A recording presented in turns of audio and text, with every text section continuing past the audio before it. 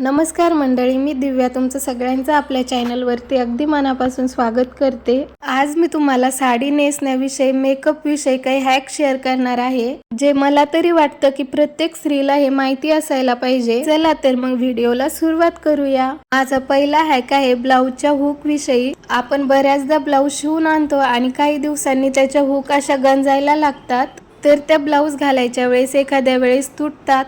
तर नवीन ब्लाऊज शिवून आणल्याबरोबर त्याला तुम्हाला काय करायचं आहे, ज्या हुक्स असतात ना त्याला नेल पेंट लावून घ्यायची आहे आणि नेल पेंट लावल्यानंतर ती थोडीशी सुकू द्यायची। यामुळे काय होईल ना, त्या हुक्स वरती एक कोट तयार होईल आणि तुम्ही कितीही ब्लाऊज वॉश केला, कितीही जुना झाला तरी सुद्धा हुक्स काही गंजणार नाही। खूप युजफुल हॅक आहे फ्रेंड्स, एकदा नक्की ट्राय करा। कित्येकदा तुम्ही बघितलं असेल की साडी घातल्यानंतर खालचा जो भाग आहे तर तो अशा प्रकारे फोल्ड होतो। तुमच्या सोबत पण असं होत असेल तर काय करायचं आहे, एक डबल टेपचा तुकडा घ्यायचा, साडी आणि पेटीकोट अशा प्रकारे चिटकवून घ्यायचा। यामुळे काय होतं, साडीचा जो बॉटम एरिया आहे तो फोल्ड होत नाही आणि कुणाला कळतही नाही। तर खूप युजफुल हॅक आहे, एकदा नक्की ट्राय करून बघा। माझा नेक्स्ट हॅक लिपस्टिक विषयी आहे। आपल्या बायकांना जर कुठे जायचं असेल तर मेकअप केल्याशिवाय होत नाही, पण जेव्हा तो मेकअप रिमूव्ह करायची गरज पडते तर तेव्हा आपण खूप महागडे मेकअप रिमूव्हर घेतो। पण मी तुमच्यासोबत एक सिंपल हॅक शेअर करणार आहे, ज्यामुळे तुम्ही काही मिनिटातच मेकअप रिमूव्ह करू शकता। जसं मी लिपस्टिक बद्दल म्हणलं, आपण जर लिपस्टिक अप्लाय केली तर ती काढायची वेळ येते, तर आपण एखाद्या कॉटनने किंवा कपड्याने पुसतो तर ती अशा प्रकारे पांगते। तर यासाठी काय करायचं आहे, आपल्याला लिपस्टिक काढायच्या वेळेस आपल्याला अगोदर एखादं व्हॅसलीन घ्यायचं आहे आणि ते व्हॅसलीन अगोदर लिपस्टिक वरती लावायचं आणि लावल्यानंतर लिपस्टिक एखाद्या कॉटनने किंवा कपड्याने रिमूव्ह करायची। तर बघा, एकदम इझिली लिपस्टिक निघत आहे, इकडे तिकडे थोडी सुद्धा पांगलेली नाहीये। त्यानंतर काजळचं सुद्धा तसंच आहे। आत कित्येकदा वॉटरप्रूफ काजळ असतात तर ते पाण्याने वॉश केल्यानंतर सुद्धा निघत नाही। त्यासाठी काय करायचं, थोडीशी व्हॅसलीन लावायची आणि काजळ रिमूव्ह करायचं। तर तुम्ही बघू शकता, इकडे तिकडे थोडं सुद्धा पांगलेलं नाहीये, एकदम इझिली निघलेलं आहे। त्याचप्रमाणे आपण जेव्हा होठावर लिपस्टिक अप्लाय करतो तर ती काही वेळाने होठावरती नाहीशी होते। तसं तुम्ही व्हिडिओमध्ये बघत असाल की मी लिपस्टिक अप्लाय केली आणि रुमाल लावत आहे, तर ती बऱ्यापैकी रुमालाला लागत आहे। त्यासाठी तुम्हाला काय करायचं आहे, लिपस्टिक लावल्यानंतर कोणताही पावडर घ्यायचा आणि तो लिपस्टिक वरती असा स्प्रेड करून घ्यायचा आहे आणि त्यानंतर जो एक्स्ट्रा पावडर आहे तो एखाद्या कापडाच्या हेल्पने किंवा टिश्यू पेपरच्या हेल्पने तो असा वाईप करून घ्यायचा आहे।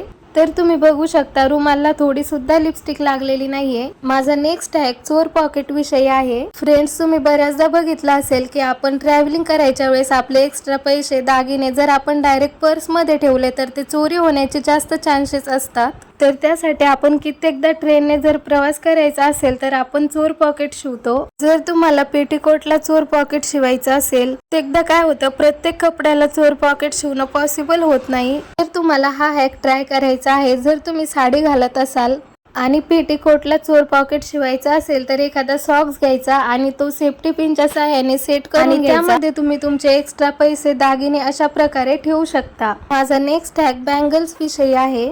तुम्ही कित्येकदा बघितलं असेल की आपल्याला कुठल्या प्रोग्रामला जायचं असेल, फंक्शनला जायचं असेल आणि आपल्याला जास्त क्वांटिटीमध्ये बांगड्या घालायच्या असेल तर मग त्या बांगड्या घालायला वेळ लागतो। तर अशा वेळेस काय करायचं आहे, आपल्याकडे एखादा सॉक्स असेल तर तो सॉक्स असा हातामध्ये घालून घ्यायचा।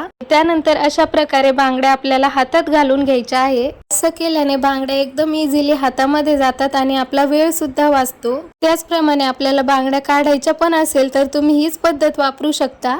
एखादं सॉक्स किंवा एखादी प्लॅस्टिकची कॅरी बॅग सुद्धा घेऊ शकतात, पण एखाद्या वेळेस बांगड्या काचेच्या असतात तर त्या फुटतात, काच लागण्याची भीती असते। तर यासाठी सॉक्स बेस्ट ऑप्शन आहे। खूप युजफुल हॅक आहे फ्रेंड्स, एकदा नक्की ट्राय करून बघा। आजकाल प्रत्येक स्त्रीला मोठे आणि हेवी इयरिंग्स घालायला आवडतात, त्यामुळे काय होतं ना, आपल्या कानाचे छिद्र मोठे होऊ शकतात। तर यासाठी तुम्हाला काय करायचं आहे, एखादं बँडेड आणायचं आहे आणि ते तुम्हाला छोट्या छोट्या तुकड्यांमध्ये असं कट करून घ्यायचं आहे। आणि जेव्हा तुम्हाला असे मोठे आणि हेवी कानातले घालायचे असेल ना, तर बँडेडचा एक तुकडा घ्यायचा आहे आणि त्याला होल करून तो कानाला असा स्टिक करून घ्यायचा आणि त्यानंतर तुम्ही कितीही मोठी आणि हेवी कानातले घातले तरी सुद्धा आपल्या कानाचं छिद्र मोठं होणार नाही। माझा नेक्स्ट हॅक ब्लाऊज विषयी आहे। त्यावेळेस आपल्याला कुठे प्रोग्रामला, फंक्शनला जायचं असेल तर आपण साडी घालतो आणि नंतर कळतं आपल्याला की ब्लाऊज आपला लूज झालेला आहे, तर आपण साडी दुसरी घालतो। तर अशा वेळेस काय करायचं आहे, जस्ट एक सेफ्टी पिन घ्यायची आणि ब्लाऊजचा जो कमरेवाला भाग आहे आतमधल्या साईडने घालून घ्यायची. तर आपला ब्लाऊज 1 मिनिटाच्या आतमध्ये टाईट होतो आणि कोणाला कळणार सुद्धा नाही. त्याचप्रमाणे आजकालच्या डिझायनर ब्लाऊजला अशी दोरी दिलेली असते, त्यामुळे आपण शोल्डरवाला भाग कमी जास्त करू शकतो. पण कित्येकदा काय होतं, आपल्याला ही नॉट कमी किंवा जास्त करायची असेल तर दुसऱ्यांची हेल्प घ्यावी लागते. त्यासाठी मी तुमच्यासोबत एक हॅक शेअर करणार आहे. ब्लाऊजला लागलेली जी दोरी असते ना, तर ती अशा प्रकारे करून घ्यायची. राईट साईडची दोरी लेफ्ट साईडच्या गोलमध्ये घालायची आणि लेफ्ट साईडची दोरी राईट साईडच्या गोलमध्ये घालायची. आणि आता तुम्ही बघू शकता असं खाली ओढून घ्यायचं आणि आपल्याला तुम्हाला जसं पाहिजे कमी जास्त तसं करू शकता. तुम्ही जसं लांब लांब कराल तर तशी ती लूज व्हायला लागते. तर तुम्ही बघू शकता, जर तुम्ही ब्लाऊज घालण्याच्या अगोदरच अशी नॉट बांधून ठेवली तर तुम्हाला ब्लाऊज घातल्यानंतर कोणाची हेल्पची गरज सुद्धा पडणार नाही. त्यानंतर माझा नेक्स्ट हॅक आहे साडीविषयी. कित्येकदा आपल्याला कुठे जायचं असेल तर आपल्याला अशा मोठ्या काठाच्या पदरांच्या साडीची पिन करायला जमत नाही लवकर. तर अशा वेळेस काय करायचं आहे, आदल्या दिवशीच आपल्याला अशा प्रकारे साडीची पिन करून ठेवायची. व्हिडिओ मध्ये दाखवतीये त्याप्रमाणे आपण नॉर्मल साडीची जशी घडी घालतो त्याप्रमाणे अशी घडी घालून झाल्यानंतर मग एक कंगवा घ्यायचा आणि सगळे पदर त्या कंगव्याच्या दातामध्ये अडकवायचे आणि कंगवा असा समोर समोर फिरवायचा. जसं जसं तुम्ही कंगवा फिरवाल तसं तसं पदर सेट होत जाईल.